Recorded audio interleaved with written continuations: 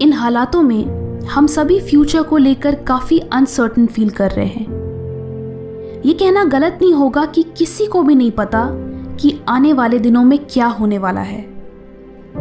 कई स्टूडेंट्स हैं जो कम्पिटिटिव एग्जाम्स के लिए प्रिपेयर कर रहे हैं। उन्हें नहीं पता कि उनके एग्जाम्स कब होंगे, बट आपने वो ग्रास हॉपर और एंट की स्टोरी तो सुनी ही होगी, जहां एंट पूरे समर खाने का इंतज़ाम करती है ताकि वो विंटर में सर्वाइव कर सके, और ग्रास हॉपर पूरे समर टाइम मज़े करता है और विंटर के लिए कोई तैयारी नहीं करता। एंड में वो ग्रास हॉपर दाने दाने का मोहताज बन जाता है और अपनी गलती पर पछताता है। So students, winter is coming. Exams postpone हुए हैं, कैंसिल नहीं। ये स्कूल या कॉलेज नहीं है जहां एक हफ्ते पहले पढ़ने से चलेगा। ये प्रोफेशनल कोर्सेज हैं। आपको अपने सिलेबस को कंप्लीट करने के लिए इनफ टाइम चाहिए, एंड ये टाइम आपके लिए किसी गोल्डन अपॉर्चुनिटी से कम नहीं है।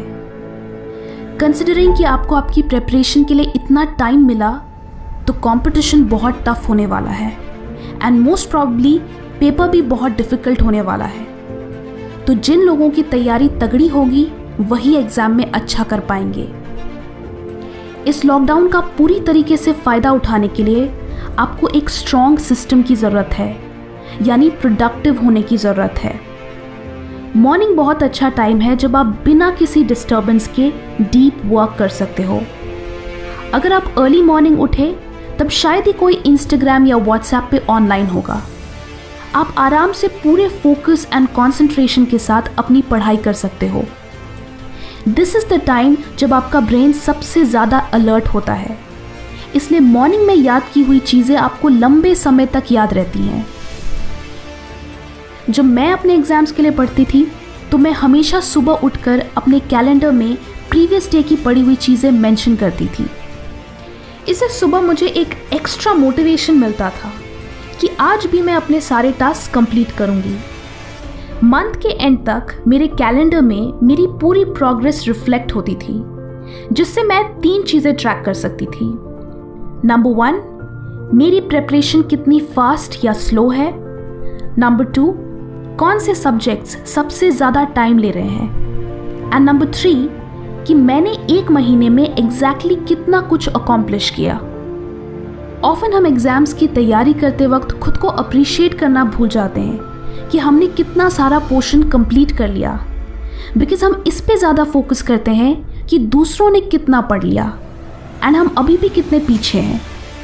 बट अगर आप अपने प्रोग्रेस को ट्रैक करें, देन यू विल रियलाइज़ कि आप कितने कंसिस्टेंट हो, एंड वो आपको आगे भी और अच्छा करने के लिए मोटिवेट करेगा। जब भी आप अपनी पढ़ाई स्टार्ट करो, देन उस दिन के लिए कुछ टारगेट्स रखो कि आज मुझे ये टॉपिक्स कवर करने हैं। That will build some pressure, and अगर आप 100% नहीं तो उसका 70% या एटलीस्ट 50% भी फिनिश करोगे, जो फिर भी कुछ ना करने से तो बेटर ही होगा।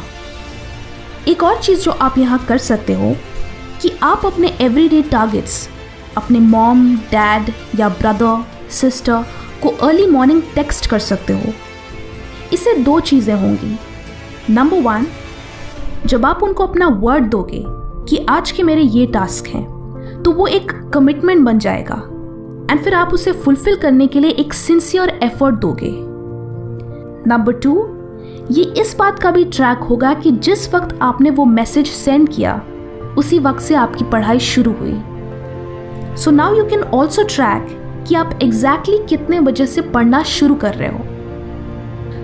जो स्टूडेंट्स सिर्फ हार्डवर्क करते हैं वो अक्सर पीछे रह जाते हैं, बिकॉज टॉपर बनने के लिए आपको स्मार्ट वर्क करना होता है।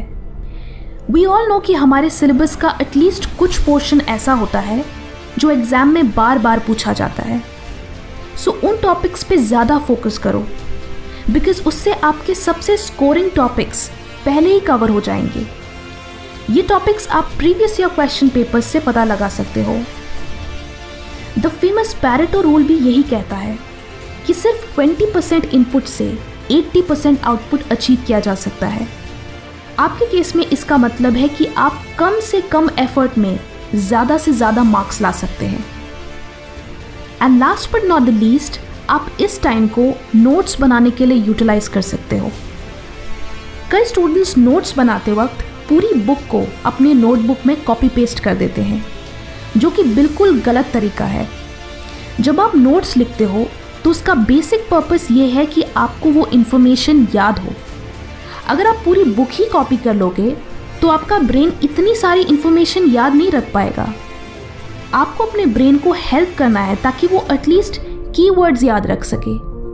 So just right the keywords. इससे आपको सिर्फ इंपॉर्टेंट चीज़ें ही याद रखनी होंगी एंड साथ ही नोट्स लिखने में ज़्यादा टाइम भी कंज्यूम नहीं होगा। इसे कहते हैं स्मार्ट वर्क। अगर आप चीज़ों को लॉन्ग टर्म के लिए याद रखने में स्ट्रगल करते हैं देन आपको एक इफ़ेक्टिव नोट टेकिंग सिस्टम की ज़रूरत है, जो मैं आपको एक अलग वीडियो में एक्सप्लेन करना चाहूँगी। सो कमेंट्स में बताएं कि क्या आप how to make effective notes पे वीडियो देखना चाहेंगे। वीडियो अच्छी लगी तो लाइक करें एंड बहुत अच्छी लगी तो शेयर भी करें। Thank you and stay focused.